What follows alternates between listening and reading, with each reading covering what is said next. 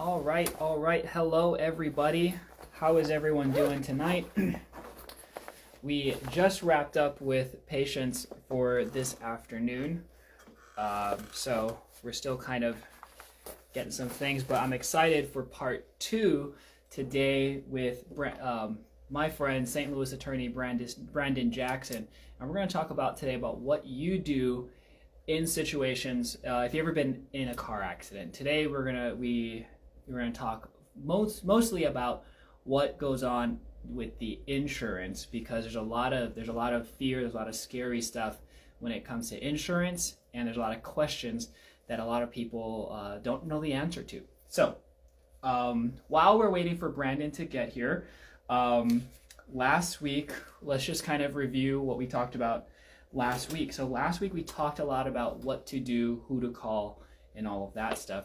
First and foremost, when you guys, oh, I see Brandon here. Let me know when you're ready to join, my friend.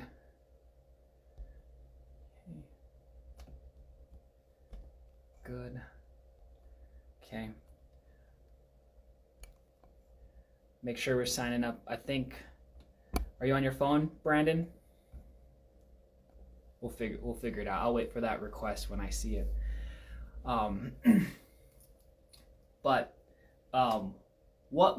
Just to review from last week, we did talk about just a general overview of what to do if ever you've been in a car accident. First and foremost, if you're in an accident, the first thing you need to do is call the police. Call the police, call an ambulance, and get the help that you need. That's the first thing that you need to do. Second thing is to make sure that you and your passengers and everyone around you is okay, that they're safe, that there's no bones hanging out, there's no blood everywhere, and all that stuff. We've got to make sure that your people are safe. All right, I see the accept. I'm accepting it. Let's go.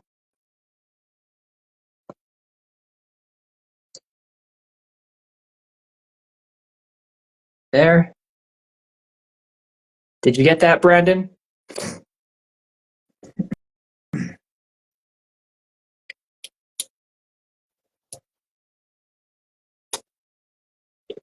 There we go. Good.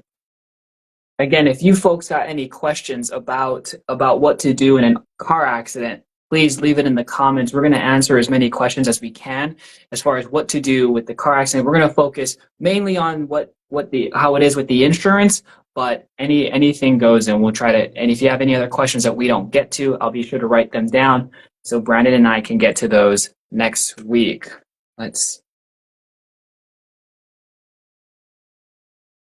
All right, let's try this again, Brandon. It says you're unable to join. Let me try this again. I'm sending you an invite.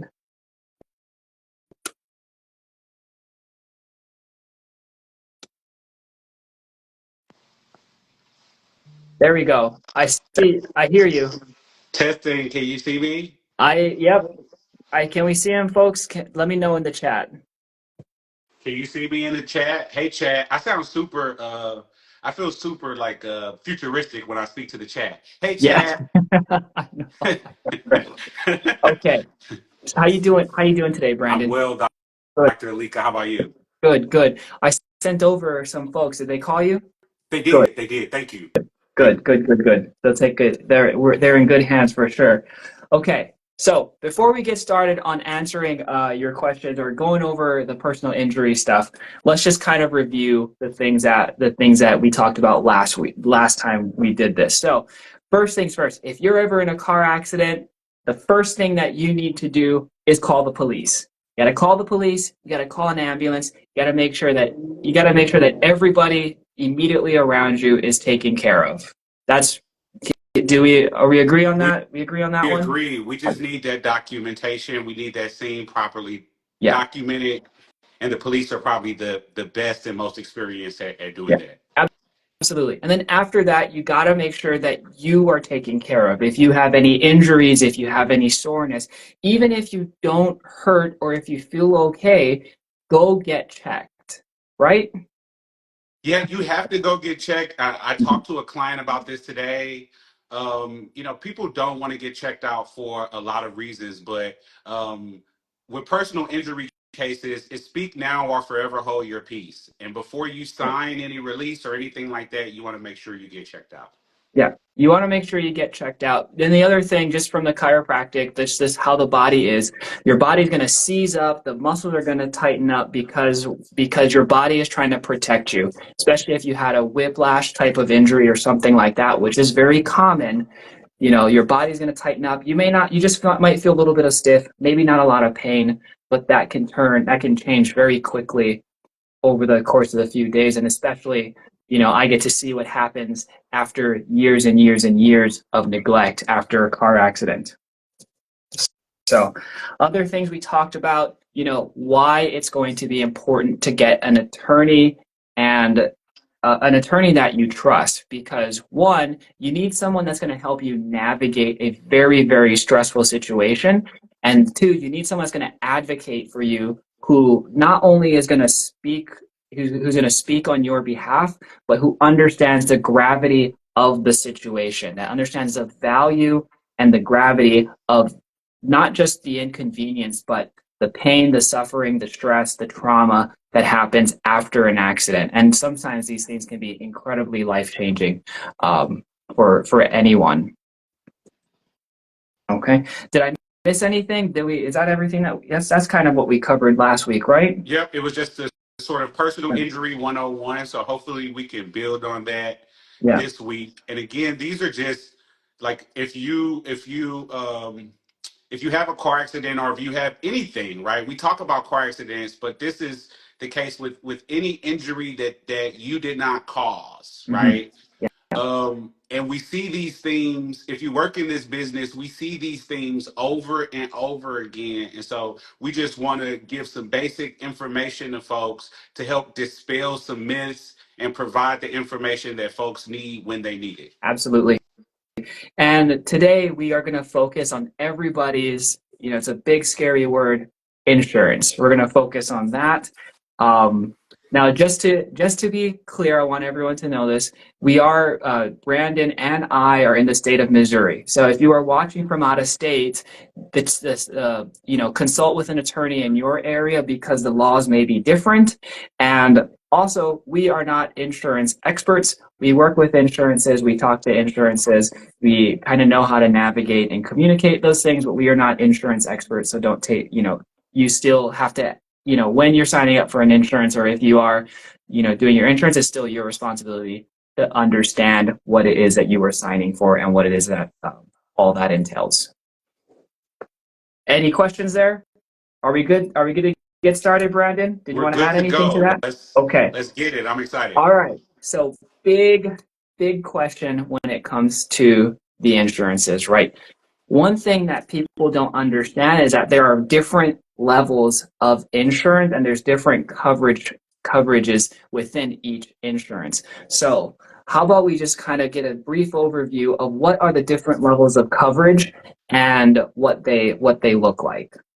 This is a fundamentally this is fundamental to understanding this whole thing, right? And Dr. Alika, I refer to it as insurance literacy, right? And what I mean by that is insurance is not always it's not always easy to understand. And I think a lot of insurance companies like it that way. Yeah. Right. So a lot of people don't really understand insurance. When people talk about insurance, people still say things like, I have full coverage. Yes. Right. But full coverage is not a thing. Right. Mm-hmm. So when you purchase insurance, the best analogy I can give you, Dr. Alika, is it's like a bundle of sticks. Right. And so it's a bundle of benefits. You may have uninsured motorist coverage. You may have liability coverage. You may have medical payments coverage, personal injury protection or PIP coverage. These are all sticks in your bundle. You purchase a bundle. My bundle may look different from your bundle, Dr. Alika. Mm-hmm. However, it's important to be mindful that in each state, there are particular sticks, right? There are particular benefits that are required to be in any insurance policy that's sold in that state, right? And so Yes. I think fundamental to understanding insurance is understanding the concept that it's a bundle of benefits that you selectively choose, Hmm. right? There are some of those benefits that are automatically granted to you by virtue of the state that you purchase the insurance in, but you don't have every coverage if you simply purchase one piece of coverage. You don't get Yeah. all the sticks, if that Yeah. makes sense. No, I want to add to that. You also have different levels of coverage or different amounts of coverage towards each one depending on your bundle as well. Yeah. So like I think in Florida, and don't quote me here, I think their minimum policy limits in Florida may be $10,000. Hmm. In Missouri, our minimum automobile policy insurance is $25,000, Yeah. right? But this rule applies whether you're talking about automobile insurance, renter's insurance, homeowner's Hmm. insurance, or even pet insurance. Yes, absolutely.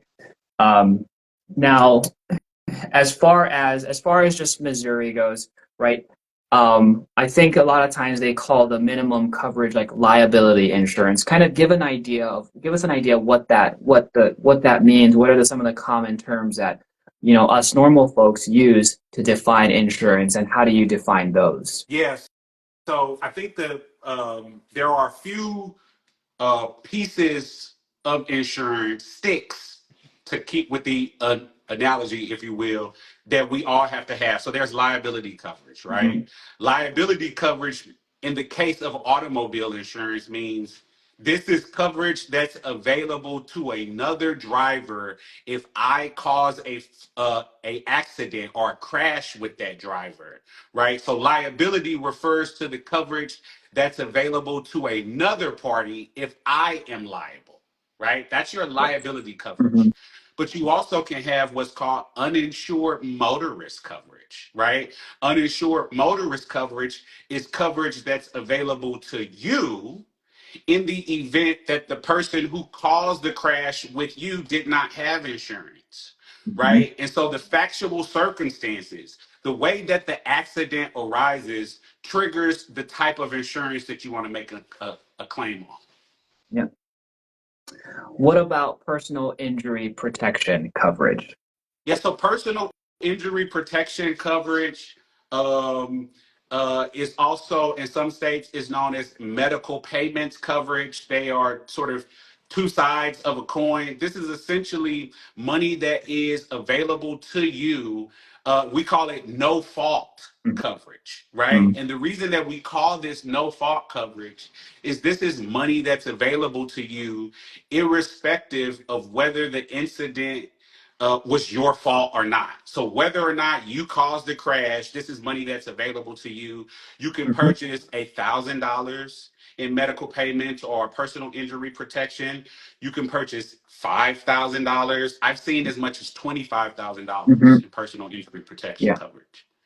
And these are, yeah, this is essentially the med pay, right? You go to the hospital. This is what's covering those things. Imagine like an HSA or an FSA card. It's just a pool of money that comes with the bundle that you have. So if you do get in an accident, whether you cause it or not, don't be afraid to use those insurance benefits because you have that money there anyway. You might as well use it. You've been paying towards it. You might as well use it. At minimum, we can make sure we can prevent a lot of future injuries or future problems by just knowing that information right there. And Dr. Alika, can I say a little bit more about that because Absolutely. medical payments coverage or personal injury protection coverage is so important. And most people, I find, Dr. Alika, who have it, they don't know that they have it. Hmm. So they are paying a premium for this every month, and it's something that they don't know that they have. Yeah. And this particular sort of benefit, attorneys like myself, we don't take a fee on that if I collect it for you. So if you have a crash or something like that, and you come to me and you have this money on your policy, I simply collect it for you and hand it over to you. And when I tell you it's so valuable to the clients who have it, because after you have a crash and you are still trying to get your car fixed, you may need money for Uber, or you may need money to pay a chiropractor or another hmm doctor, right? While you are waiting for your settlement, that money is Yeah. available to you. So Or it's really yeah, important yeah, to know if you absolutely. have it and to sign up with an attorney Yeah. who can investigate that for you. Sorry about Or that. other things you can, I mean, that expanding on that, your rental because your car's in the shop, or, you know, if your car's totaled, a down payment to a newer vehicle, right? Those things are important because that's money available to you. You're entitled to it. You've paid to have it. Use it. Absolutely. Okay. Now, we talked a little bit about this last time, but the big scary thing that people are afraid of when it comes to their insurance, especially after a car accident, is my premium going to go up? I, I, I would be interested. Let me turn it back on you, Dr. Alika. Have you been asked this question? And what do you tell your clients, or pardon me, patients, when they ask you this question? Yeah. That's good. The first thing I say is who caused the accident, Hmm. right? Because if I get rear-ended, that's not on me. I'm not the bad guy here. I'm not the liability. So therefore my insurance rates should not be affected by if I didn't cause the accident. However, if I did cause the accident, if I rear-ended somebody, if I went through this stoplight and T-boned somebody, or if I was caught speeding and caused an accident, then I have demonstrated that I am an unsafe driver. Therefore, my insurance rates should go up, and I earned that. So Yeah. that's what I say in those situations. And I mean, I think your advice is spot on there, Hmm. right? If it's your fault, chances are your insurance will go up. If it's not your fault, then your insurance company cannot, by law, they are Yes. prohibited from increasing your insurance premium if you did not cause the crash. Hmm. However, right, there's a big however. Yeah. However, when you purchase insurance, Dr. Alika, and you know this, but when you purchase Hmm. insurance, you only purchase it for a limited amount of Yeah. time. So most people who buy automobile insurance, they buy it for 6 months, Hmm. right? And you have that policy for 6 months, and then at the end of that 6 months, what happens? It It goes. renews, Yeah. Usually right? it renews, and it usually goes up. It usually goes up, and it can Hmm. go up because of your zip code. It can go up because any number of reasons. The type of car you drive, if you drive a red Hmm. convertible, Yeah. right, they can take your insurance rates up. So that is to say that if you did not cause an accident, your insurance company cannot raise your premiums for that, but they can raise it for other Yeah. reasons. Surely. I mean, the perfect example was everything with the Kia boys out here in Yeah. St. Louis. I mean, if you drove a Kia or a Hyundai, your insurance rates, and you lived in the St. Louis zip code, like your insurance went right through the roof. So that was a huge thing. I don't know how it is now, but it was definitely a problem if you owned a Kia or Hyundai Yeah. during the Kia boys um, Era. portion Yeah. era of COVID. Yeah, Yeah. and the same thing applies for pet homeowners or rental insurance, right? You Mhm. better believe your insurance rates are going to go up if you have a pit bull versus if you have Yeah. a chihuahua. Yeah. And I've, like we said last week, I've never known insurance rates to go down, No, right? they just So, don't go down, yeah, right? they don't go down. Yeah. Um, okay. Now, so we got that out of the way. What happens to my car? Let's just say I'm in an accident. My car there's significant, or there's visible damage to the vehicle. What happens to it? Yeah, so let's walk through a hypothetical here. You're my client, Dr. Alika, and you get rear-ended and your car is not drivable after the crash.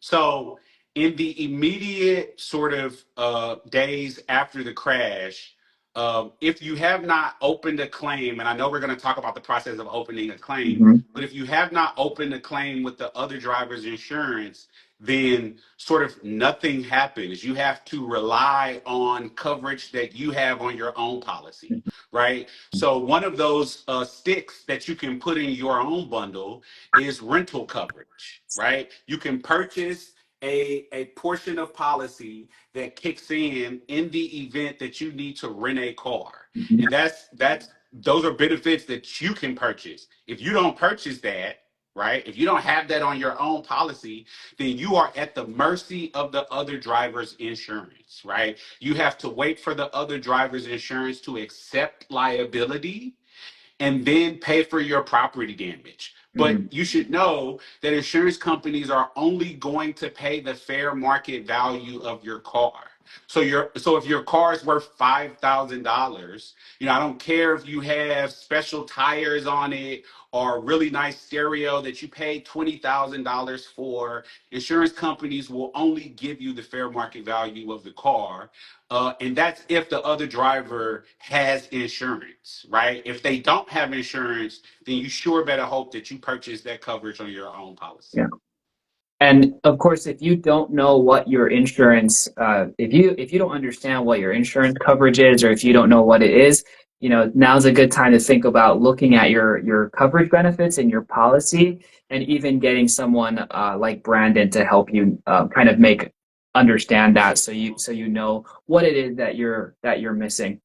Another thing I want to point out too is if you don't have those coverages, you can still get, if you get a good attorney like Brandon who's going to advocate for you, they can make that as part of a settlement and argue on your behalf so that you get reimbursed for anything out of pocket, especially for an accident that you didn't cause. Yeah, absolutely.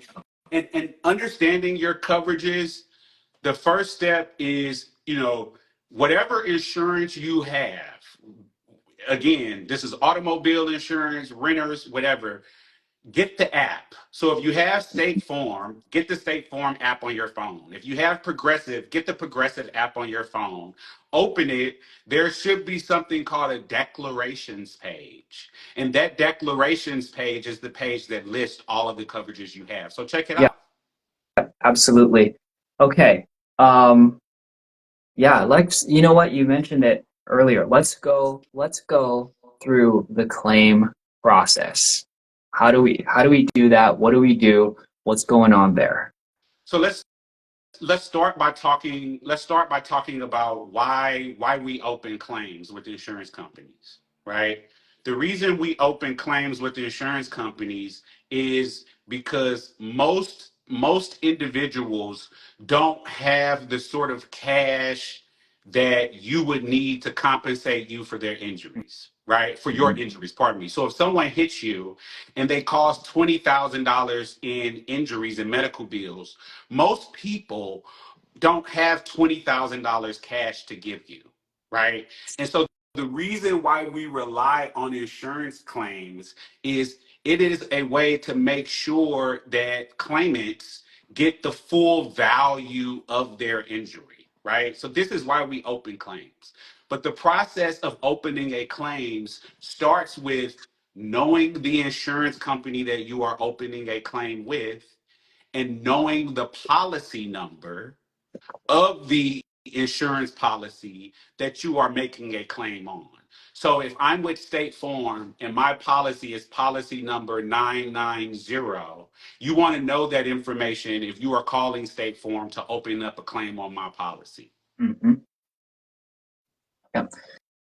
Now, so get into a car accident. Now let's talk more hypotheticals. There's 1,000 different combinations of things that can happen, right? Let's just say the other driver, the other driver is unable to give me that information. What do I do now? Yeah, so this is something we see often. That information should be on the police report, right? Mhm. And this again, this is why we tell folks in, after a car crash or or any sort of incident, you want to get that documentation, because if you get a police report, for example, it's going to have that other driver's insurance, is going to have their policy information. Because if you don't have that, then the only other way to sort of track that down is to maybe research a person's license plates or something like that. And it's Yeah. incredibly difficult to find insurance without having it on a police Yeah. report. There are services that you can pay for, but they're really expensive. Hmm. Yeah. The other thing is, um, you can always create a claim with your own Yeah. insurance too. You can always make a claim against with your own insurance, and they can handle things with the other insurance on the back end as well. Just kind of a little sidetrack. The last car accident I was in, I was rear-ended by an F-150 at a stoplight, and I created claims with both insurance companies, and both insurance companies gave me directions. They say go to this appraiser, go to that appraiser to tell me the value of the damage of my car. Now, I miss my car. I really love that car. I didn't want anyone to total it out, but it was totaled, and but it was still drivable.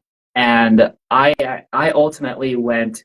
I ultimately pursued the claim of that gave me the higher value to my vehicle. I think someone valued the damages and my vehicle at like 8,000. Another was closer to 9,000, and I Hmm. actually went forward with the $9,000 appraisal, which I believe was actually my insurance. Okay. Um, and I had an attorney navigate that to get things moving. Now I could be wrong, but my understanding is that when you have those type of situations, after everything is paid out, the insurance companies then sue each other for reimbursement on claims that the liable insurance company should have paid for. Yep, that's correct. I mean, on the back end, there is often an exchange of money between insurance companies, but you are right that you can open claims with both policies. And I will also add, one of the benefits of opening claims is that there is a claims adjuster who's assigned to handle your case, right? Mhm. And just like someone whose job it is to answer the phone and to deal with your problems helps you move things along, helps you get back on the road, or whatever you need to do to just to sort of get over this hump, Yeah. right? And so that's also another benefit of opening a Yeah. claim, having a claims adjuster assigned someone you can call and talk to. Oh yeah. It's always one thing, just kind of a funny thing. Like it's always a fun flex when, you get rear-ended, the other person's insurance company calls you and they start asking questions, because they're trying to get you to say something to minimize the damage or whatever they can justify minimizing your settlement. One of the biggest flex is just saying, I don't feel comfortable answering this question. I think you need to speak to my lawyer. Yeah, So, absolutely. You don't have to talk to them, mhm. right? I'll be honest and transparent with you, Dr. Alika. Once I sign up clients, I tell them they don't even have to answer the phone anymore. Yeah, yeah. So now that kind of just answered the next question. My next question was going to be who pays for what. So now, typically speaking, the at fault insurance company is going to pay. Now let's find there's so many different situations. What happens if I cause the accident? So if you cause the accident, and do you have insurance or not? Oh, good. Let's go with the I do have insurance.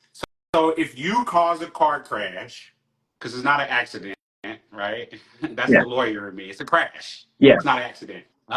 So if you cause a car crash and you have automobile insurance, and the documentation supports that it's your fault, meaning that an officer arrived on the scene and independently assessed Dr. Alika at being at fault, then your insurance company is probably going to pay. right? If you don't have insurance, we see this. If you don't have insurance and you cause a car crash, typically what happens is your license can be suspended, Mm, yeah, right? And we can talk about that on yeah. another That's a Thursday, that's a whole right? nother yeah, that's a That's a whole whole nother nother thing. issue. Yeah. It's a whole nother I thing. mean, there are, and so let's do one more. Let's do one more before we wrap things up, right? Sure. We talked about like ideal situations, right? You get into an accident. An accident is a car crash is bad no matter how you spin it. But ideally, if you're in that situation, you have the coverage that's going to protect you, and the person that caused the accident or the cause of crash has coverage as well. That's ideal. Now let's talk about the more like unideal situations, the more tricky ones, right? I'm at a stoplight, I get rear-ended, the person who hit me does not have car insurance, and I don't have uninsured motorist coverage. What then? Hmm. Unfortunately, it's not uncommon that we see this, right? This is something that I've seen hundreds of times. Unfortunately, all I can tell you, because there are a number of ways to go from there, right? All I can tell you is uh, if I'm in an accident and I don't have insurance, and the driver who caused the crash with me also does not have insurance, then I'm certainly hiring an attorney, because one of my jobs as your attorney is to look for insurance. Right. So sometimes you may have insurance, Dr. Alika, that you don't know about. Let me give you an example. Okay. Let's imagine you have State Farm and your partner Mhm. has Progressive, right? Okay. Your State Farm policy lapses. You forget to pay it for whatever reason, and so it lapses. And you have a car crash the day after your State Farm policy lapses. So technically, you, Dr. Alika, you don't have any insurance at the time of the crash. Hmm. But legally speaking, you may be able to tap into the coverage of other individuals, other family members who live in your home, right? Oh. And a lot of people don't know that, right? So step one is you don't know if there's not coverage available unless you hire someone who understands what insurance coverage may be available. But let's imagine there's no coverage available. We've searched high and low, we've checked under every rock, and there's just absolutely no insurance. In that case, my advice to clients is get the treatment that you need. Try your best if you have health Mhm. insurance, but there's no claim to pursue, and unfortunately, on most of those cases, I'm probably going to withdraw my Yeah. representation.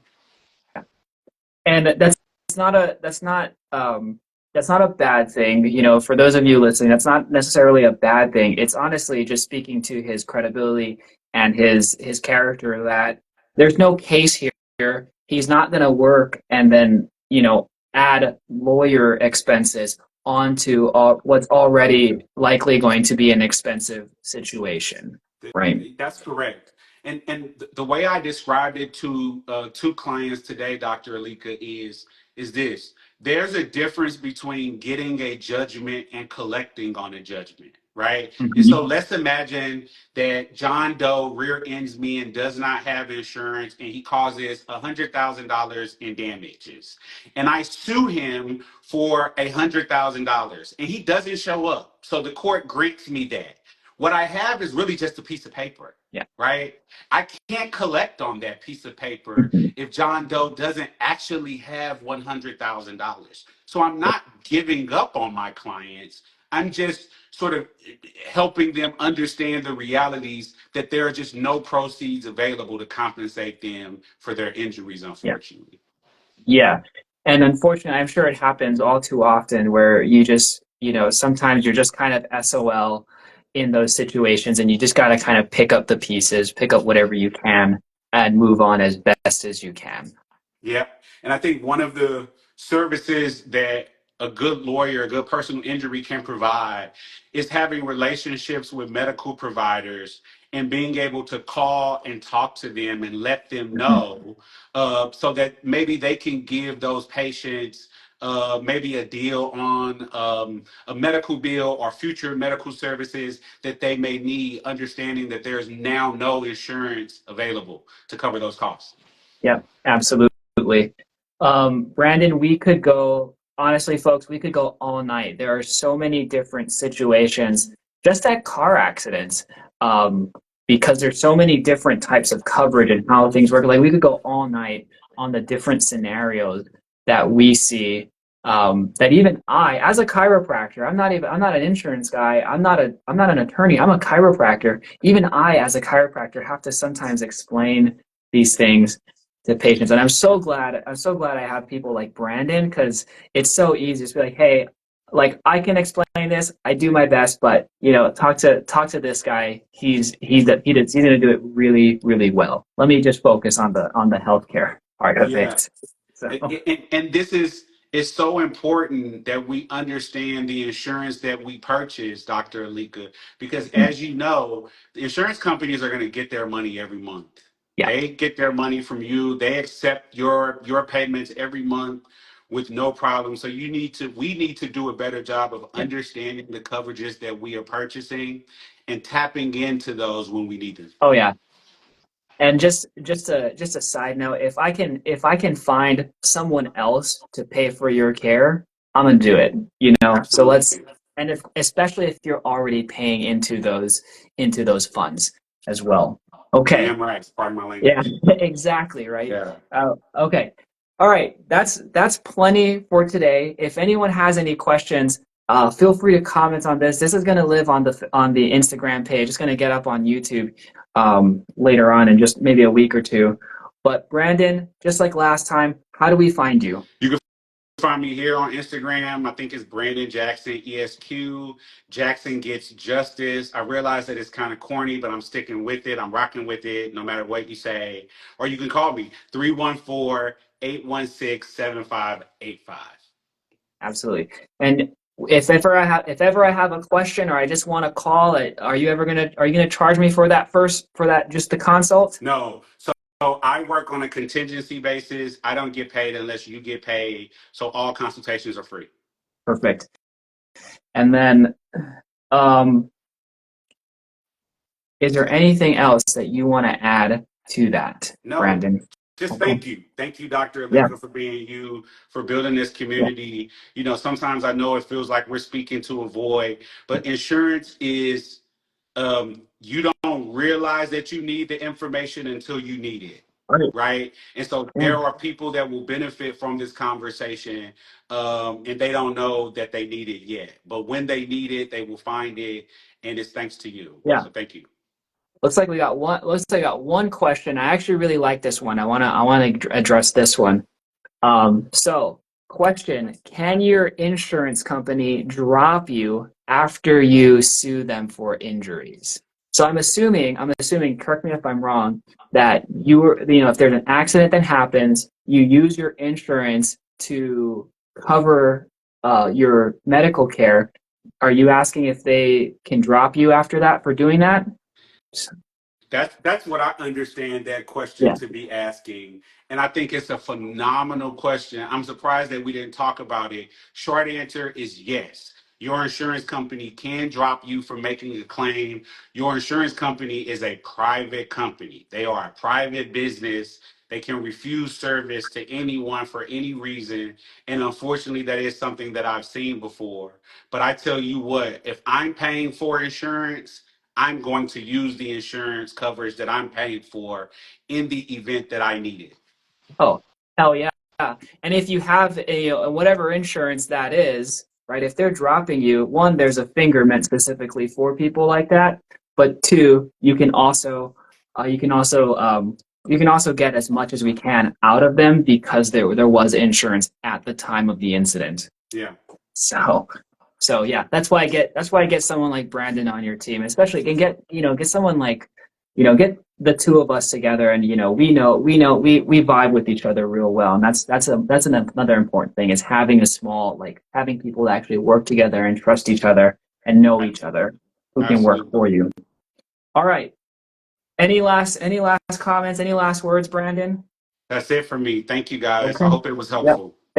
Thank you so much. We're going to be back here in 2 weeks, folks. If you have any questions, anything like that, you can call Brandon, or you can, or if you're having a hard time, or if you have anything that you need going on, you need some care because you've been in an accident, you can always call my office, 314-502-7637. Of course, if you have any questions, please give us a call for anything like that. Yep, there you go. Brandon just left his number in the chat. So give him a call. Just check him out. And then I will see you folks in a couple weeks. Anything else? That's it. All Thanks, right. y'all. Yeah, you all take care. I'll see you next Signing off. time.